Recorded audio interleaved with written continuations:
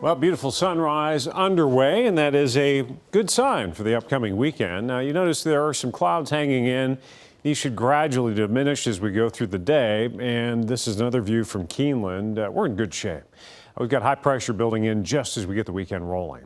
Your Max Track clear. The few showers, thunder showers that we saw yesterday, long gone. Now, we did see a little bit of rain, but it wasn't much for most locations. And as we continue to expand the view, here comes that high with cold fronts on either side of us, more showers and storms down south, and there's the precipitation.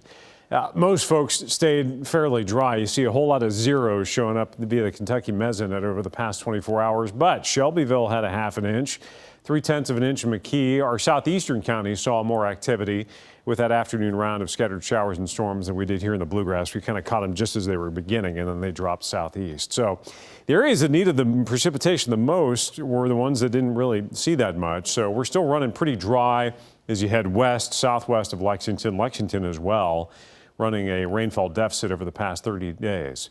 And our rain chance for the weekend is pretty much nil, and it does start to rise next week. So we'll see active weather getting going as early as Monday, but for right now, we're heading in the other direction. The showers from yesterday, the storms are gone. Future Track trying to get a stray shower going down south. I think it's going to be too dry to see much in the way of that, but the morning clouds will gradually break. We'll go mostly sunny later on today, and then for tomorrow with high pressure pretty much right overhead. We'll end up with sunshine Saturday, maybe the pick day of the weekend. A little more cloud cover building back in Sunday, and the possibility of some isolated showers late in the day. You can see that overall wind shift over to the southeast, eventually to the south. And that's when things will start to warm up. The humidity will start to climb next week, and we'll start to get back into the storm chances. The pollen count is creeping up on us as well with the active weather. We've been down at medium low levels at times. Now we're back to medium high levels with grass the main offender. It's 61 degrees. The dew point, the air, the moisture in the air, that's what this is an indication of. When it's down in the 50s, that's drier air filtering in. And you can see it coming in from the northwest. Water vapor imagery showing the lingering cloud cover here.